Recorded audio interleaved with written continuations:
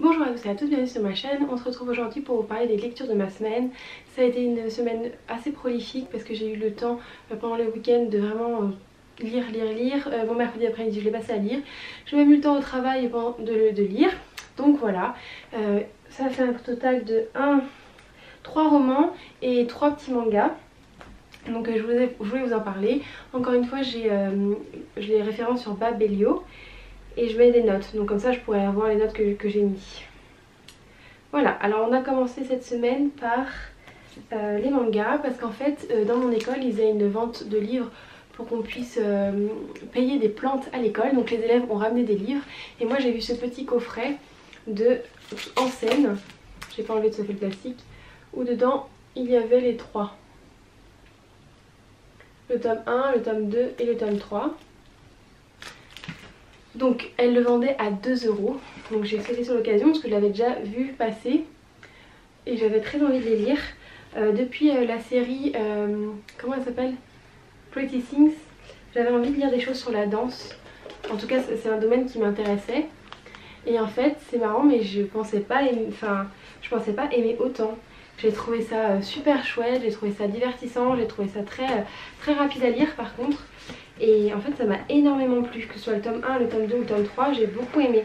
En fait c'est l'histoire d'une jeune fille qui voit sa voisine danser lors d'un ballet.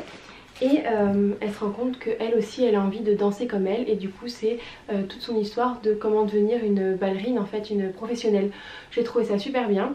Je trouve que les dessins sont super bien faits. On ressent les mouvements de la danse dans le trait de la mangaka.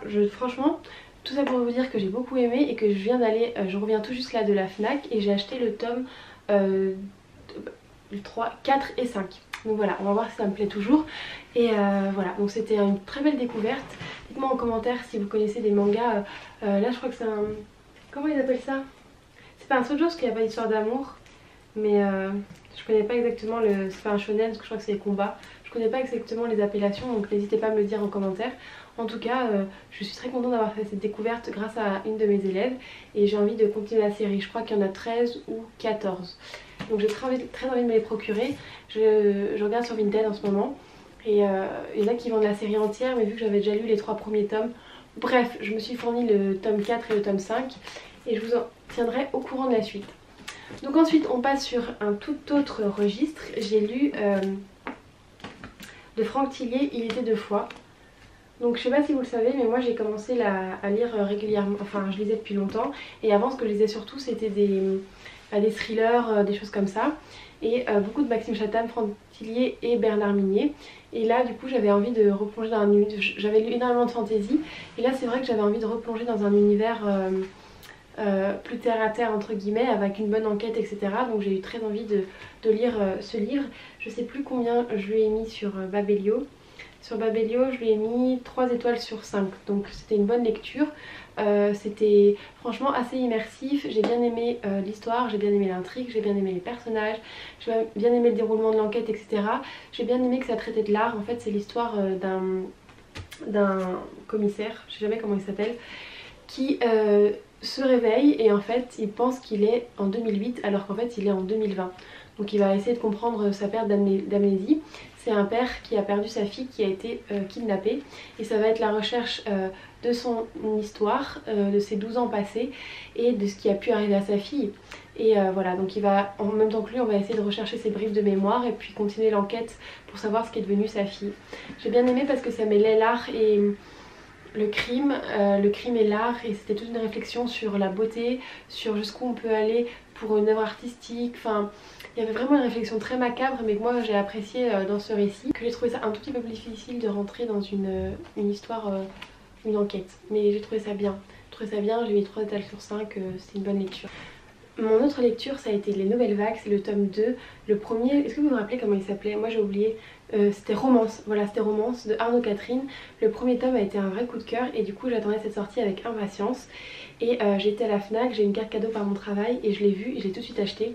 Et une fois que je l'ai acheté, j'ai fini ça dans la journée et la soirée j'ai pris Les Nouvelles Vagues et ça m'a tellement plu que je l'ai fini dans la soirée. Alors c'est vrai qu'il n'est pas très long, c'est quand même rare que j'enchaîne 2 livres, enfin la fin d'un livre plus un livre en entier en une soirée. Il fait 300 et quelques pages. et j'ai beaucoup aimé. Pourquoi? Enfin, je pourrais en parler des heures de ce livre. J'ai mis 4 étoiles et demie.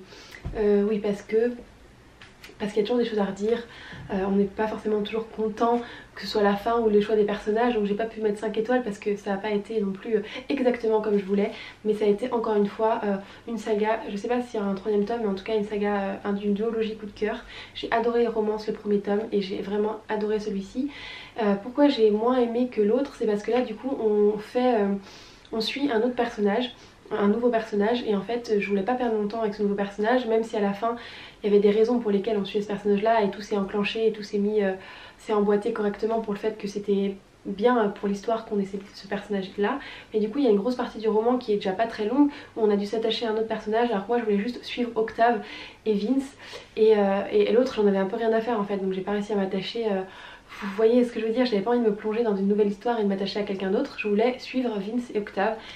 Mais après, malgré ces pages que moi étaient perdues, c'était quand même important pour la suite de l'histoire.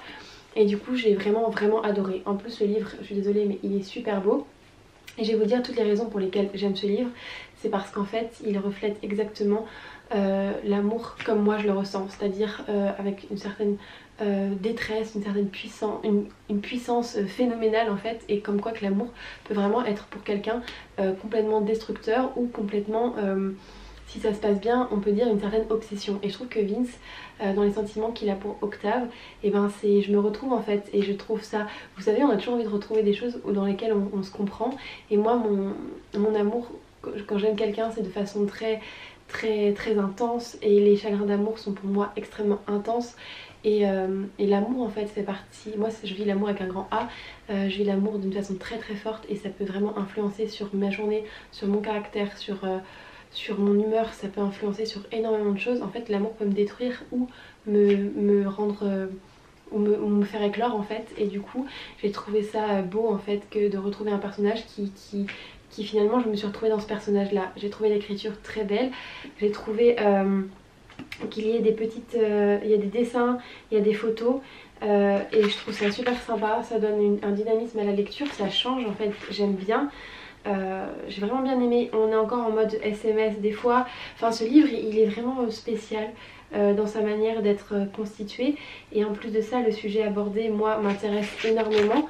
Et en plus de ça je trouve que l'amour est retranscrit d'une façon pure, d'une façon un peu brute en fait. On n'a pas peur d'aimer trop, on n'a pas peur de dire qu'on peut aller très mal par amour et de dire qu'on peut faire beaucoup de choses par amour. De même un peu être un peu foufou, ça, hein. Les gens qui ne comprennent pas ces sentiments aussi exacerbés diront bah certains ils sont un peu zinzins de faire tout ça. Mais en tout cas moi je suis sûrement zinzin, mais je me suis retrouvée dans les personnages. Donc ça a été une lecture très intéressante qui m'a fait me permettre de me poser des questions. Et j'ai vraiment trouvé ça chouette en fait. Et j'ai aimé suivre ces personnages, j'aimerais qu'il y ait un 3ème tome. Et j'aimerais suivre encore l'écriture de Arnaud Catherine. Je sais pas, j'ai rien lu d'autre d'elle ou de lui. J'ai rien lu d'autre de cet auteur. Et j'aimerais vraiment me plancher plus sur voir s'il a fait d'autres écrits, parce qu'en tout cas moi ça a été vraiment une duologie que j'ai vraiment appréciée. Et j'ai même envie de relire les 2 tomes, il y en a un qui est en Bretagne et un qui est ici. J'ai envie de l'offrir à la personne que j'aime, et j'ai aussi envie d'offrir rien du tout, j'ai envie de récupérer le 1er tome pour relire le 1 et 2 à la suite. Voilà, parce que j'avais lu le 1er tome il y a genre 1 an. Donc ça a été ma lecture de cette semaine. Et enfin la dernière lecture de cette semaine, ça a été le fameux, le très connu, l'extraordinaire Un palais d'épines et de roses d'Acotar de Sarah J. Maas. Donc je l'ai eu à mon anniversaire. Depuis le temps que je le vois passer, depuis le temps qu'on en parle, depuis le temps que j'ai envie de me le procurer, et ben c'est chose faite. Je l'ai lu en 2 jours je crois. Et je vais vous dire ce que j'en pense. Déjà je vais vous dire la note que je lui ai mise. J'arrive pas à me souvenir alors que je l'ai dit ce matin. Je lui ai mis un 4 étoiles et demie sur 5. Et pourquoi pas 5 sur 5? C'est parce que ça n'a pas été non plus un méga coup de cœur. Mais c'était une très bonne lecture, ça s'est lu avec fluidité, j'ai bien aimé. J'ai eu un peu de... En fait ce que j'ai bien aimé c'est qu'à un moment, tout le début de l'histoire, je me suis dit bon si c'est que ça, je vais pas avoir une note de fou à ce livre et je vais pas aimer plus que ça. Mais après ça a pris un tournant, ça a pris une quête, une aventure, des péripéties qui m'ont happée et j'ai trouvé ça trop génial. S'ils étaient restés sur le chemin de base pour lequel ils avaient emprunté dans les presque plus de la moitié du livre, là j'aurais pas trop aimé. Mais là le fait qu'on prenne ce virage, qu'on ait un nouveau personnage qui arrive à presque la moitié moitié trois quarts du livre et que c'est un personnage trop intéressant, ils ont réussi à nous poser là et qu'on soit super intéressés. Il y a eu des épreuves que j'ai trouvé géniales, enfin je sais pas, il a pris une tournure super méga intéressante ce livre et j'ai beaucoup apprécié ma lecture et j'ai envie de lire le tome 2. Alors ça a pas, je le compare un peu à Kéléana parce que c'est comme ça des femmes un peu voilà qui se débrouillent, etc. Je pense que j'ai trouvé ça plus palpitant qu'Eleana, mais celui-là en fait il est facile à lire, en fait il est fluide, il est doux, il est intéressant. J'ai trouvé la romance j'ai trouvé la romance trop facile. Moi j'aime bien quand on part dans des sentiments, quand c'est compliqué, quand c'est alambiqué, quand on va à fond dans les émotions des personnages, etc. Là la romance est un peu facile, mais ça a été rattrapé par toutes les aventures. En fait la romance c'est juste une brique pour enchaîner les aventures et faire de ce pourquoi on fait toutes ces aventures en fait par amour. Donc j'ai trouvé ça chouette. J'ai vraiment trouvé ça bien et j'ai envie de lire le tome 2 incessamment sous peu. Je suis pas... En fait ça s'est terminé d'une façon que je pourrais m'arrêter là, ça s'est terminé d'une façon où c'est pas un cliffhanger de ouf, où je pourrais me contenter de cette fin. Mais j'ai envie de lire les autres tomes, j'ai envie de lire, je sais même pas combien il y en a, c'est tellement connu que j'ai envie d'être dans la hype. Donc j'hésiterai pas à lire très prochainement. Donc voilà, c'était mes lectures de la semaine. Si je devais mettre un ordre de préférence, je dirais celui-là, après celui-là, après le Franck Tillier. Et le manga je mets ça à part, mais j'ai vraiment trop aimé le manga, donc ça pourrait même... je le mets à part. Mais dans les romans voilà. Donc c'est toutes mes petites lectures de la semaine. J'espère... Est-ce que je peux tous vous les montrer d'un coup? Je crois pas que c'est possible. J'espère que cette vidéo en tout cas elle vous aura plu. Et moi je vous fais de gros bisous et je vous dis à très bientôt pour un nouvel update lecture.